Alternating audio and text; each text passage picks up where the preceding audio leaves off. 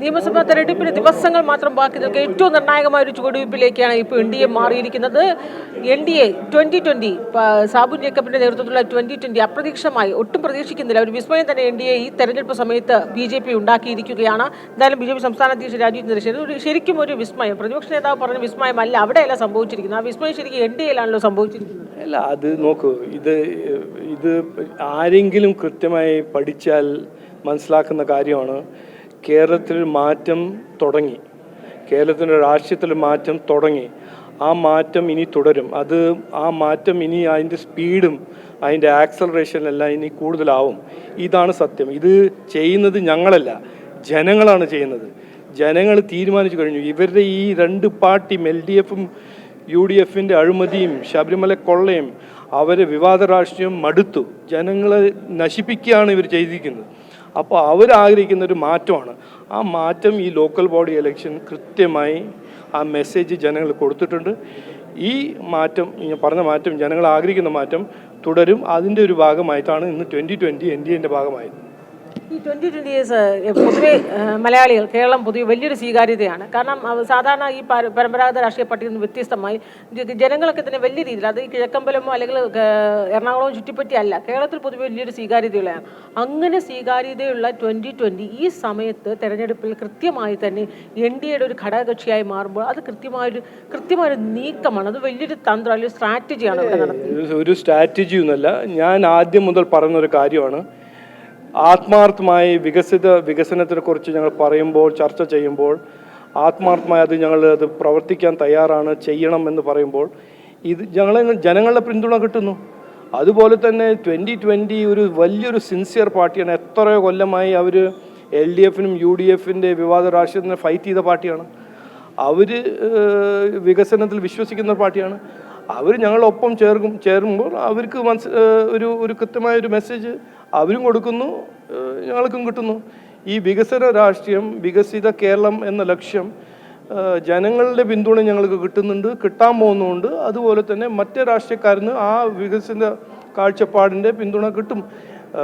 കഴിഞ്ഞ 3 ദിവസം മുമ്പേ S രാജേന്ദ്രൻ ജി NDAയിൽ ജോയിൻ ചെയ്തു, പാർട്ടിയിൽ ജോയിൻ ചെയ്തു. അതെല്ലാം എന്തുകൊണ്ട്? അതൊരു തന്ത്രമൊന്നുമല്ല, അത് ഞങ്ങൾ ചെയ്യുന്നതും കാര്യങ്ങളും ഞങ്ങൾ മുമ്പോട്ട് വയ്ക്കുന്ന കാഴ്ചപ്പാടിൻ്റെ ഒരു സപ്പോർട്ടായിട്ട് അവർ സപ്പോർട്ട് ചെയ്യുന്നു എന്ന് പറയാനാണ് അവർ വരുന്നത്. അപ്പോൾ ഞങ്ങളെല്ലാം ഒറ്റക്കെട്ടായിട്ട് ഒരുമിച്ച് പ്രവർത്തിച്ച് ഒരു വികസിത കേരളം എന്നൊരു കാഴ്ചപ്പാട് യാഥാർത്ഥ്യമാക്കാനാണ് ഇതെല്ലാം ചെയ്യുന്നത് എന്നാണ് എനിക്ക് പറയാനുള്ളത്. കണ്ടീഷനാണോ അതോ അൺകണ്ടീഷണലായി വരികയാണോ? അൺകണ്ടീഷണലായി. ഞങ്ങളുടെ പാർട്ടിയിൽ അങ്ങനെ കണ്ടീഷനൊന്നുമില്ലല്ലോ. NDA എന്ന് പറഞ്ഞാൽ ഒരു ഒറ്റ കണ്ടീഷനേ ഉള്ളൂ, ഒരു ഒറ്റ ക്രൈറ്റീരിയനേ ഉള്ളൂ. വികസിത കേരളം സൃഷ്ടിക്കാൻ ആഗ്രഹിക്കുന്ന ആരാണെങ്കിലും ഇവിടെ വരിക.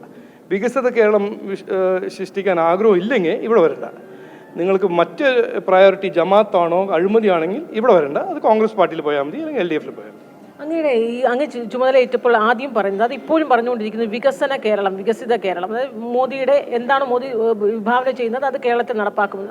ആ വികസിത കേരളത്തിൻ്റെ ഒരു സ്റ്റെപ്പായി നമുക്ക് ഒരു വ്യവസായ പ്രമുഖനായ സാബു ജേക്കബ് വരുമ്പോൾ അങ്ങനെ ഒരു മെസ്സേജ് നൽകാനായി അങ്ങേക്ക് കഴിയുമോ? പിന്നെ അത് നോക്കൂ, സാബു ജേക്കബ് എന്ന് പറഞ്ഞ ഒരു വ്യക്തി കേരളത്തിൽ ഏറ്റവും കൂടുതൽ തൊഴിൽ അവസരങ്ങൾ സൃഷ്ടിച്ച ഒരാളാണ്. ഇദ്ദേഹത്തിനാണ് CPMും കോൺഗ്രസ് പുറത്താക്കി തെലങ്കാനയിൽ ചായച്ചിരിക്കുന്നത്. ഈ നാടിൻ്റെ യുവാക്കളുടെ ആവശ്യമാണ്. സാബു ജേക്കബ് ഒന്നും മാത്രമല്ല, 10,000 സാബു ജേക്കബ് നമ്മൾ സൃഷ്ടിക്കണം. ഇവിടെയാണ് അവരുടെ ഈ തൊഴിലവസരങ്ങളെല്ലാം സൃഷ്ടിക്കേണ്ടത്, ഈ നാട്ടിലാണ്. അപ്പോൾ സാബു ജേക്കബും വരണം. 2020ൻ്റെ കാഴ്ചപ്പാട് ഈ നാട്ടിൽ ആവശ്യമാണ്. അപ്പോൾ ഞങ്ങൾ കാണുന്നത് NDA എന്താണ് പറയുന്നത്, NDAൻ്റെ കാഴ്ചപ്പാട് നമ്മൾ യുവാക്കളെ എക്സ്പോർട്ടല്ല ചെയ്യേണ്ടത്, നമ്മുടെ തൊഴിലവസരങ്ങളെ എക്സ്പോർട്ടല്ല ചെയ്യേണ്ടത്. തൊഴിലവസരം ഇവിടെ കൊണ്ടുവരിക, യുവാക്കളെ ബട അവസരങ്ങൾ അവർക്ക് വേണ്ടി സൃഷ്ടിക്കുക, അവർക്ക് നല്ല വിദ്യാഭ്യാസം, അവർക്ക് നല്ല കോളേജസ്, അവർക്ക് നല്ല ലബോറട്ടറീസ്, അവർക്ക് നല്ല സ്കിൽ സെൻറ്റർ, ഇതെല്ലാം ചെയ്ത് നമ്മൾ ഏറ്റവും പ്രധാനപ്പെട്ട ഒരു ആസറ്റ്, ഈ നാടിൻ്റെ ആസറ്റ് എന്ന് പറഞ്ഞാൽ യുവാക്കളെ, അവർക്ക് വേണ്ടി പ്രവർത്തിക്കുക. അതാണ് സാബു ജേക്കബ് ചെയ്യുന്നത്. അത് ഞങ്ങൾ ആഗ്രഹിക്കുന്നു. അപ്പോൾ ഇതൊരു ഞാൻ പറഞ്ഞ പോലെ ഒരു നാച്ചുറൽ ഫിറ്റാണ്.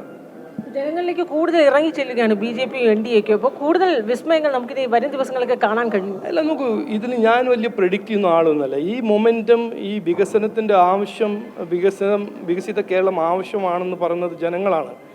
അവരാവശ്യം ഞാൻ ആദ്യം ഇവിടെ വന്ന് 2 മാസം കഴിഞ്ഞ ഉടനെ മനസ്സിലാക്കിയതാണ്. പക്ഷേ ഇതുവരെ ചെയ്യാൻ ആരും താല്പര്യം ഉണ്ടായിരുന്നില്ല. 2020 മാത്രം, വേറെ ആരും ഉണ്ടായിരുന്നില്ല. അപ്പോൾ ഇന്ത്യ ഈ കാഴ്ചപ്പാട് മുമ്പോട്ട് വയ്ക്കുമ്പോൾ, നരേന്ദ്രമോദിജീൻ്റെ പെർഫോമൻസ് 11 കൊല്ലം മുമ്പോട്ട് വയ്ക്കുമ്പോൾ, ഞങ്ങൾക്കും വേണം, എൻ്റെ കുട്ടിക്കും വേണം തൊഴിലവസരങ്ങൾ, എൻ്റെ കുട്ടിക്കും വേണം പഠിക്കാൻ സാധ്യതയും പഠിക്കാൻ അവസരങ്ങൾ, അത് ജനങ്ങൾ പറയാൻ തുടങ്ങിയിട്ടുണ്ട്.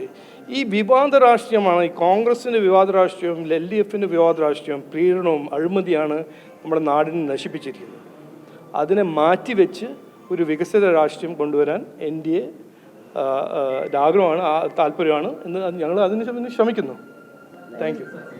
വലിയ പ്രതീക്ഷയെ തന്നെയാണ് BJP. കാരണം ഒരു അപ്രതീക്ഷിതമായി തന്നെ ആരും പ്രതീക്ഷിച്ചിരുന്നില്ല ഇത്തരത്തിലൊരു നീക്കം, ഒരു രാഷ്ട്രീയ നീക്കം ഈ തെരഞ്ഞെടുപ്പ് സമയത്ത് ഉണ്ടാകുമെന്ന്. വളരെ കൃത്യമായി തന്നെ സാബുവും ജേക്കബിനെ 2020-യെ അതുപോലെ അടർത്തി BJP NDA-യിൽ ഘടകകക്ഷിയാക്കാൻ ഈ നിർണായക വേളയിൽ BJPക്ക് സാധിച്ചുവെങ്കിൽ അത് NDA കൃത്യമായ കാൽക്കുലേഷനിലൂടെ തന്നെയാണ് നിയമസഭാ തെരഞ്ഞെടുപ്പിനായി തയ്യാറെടുക്കുന്നു എന്ന് തന്നെ പറയേണ്ടിയിരിക്കുന്നു.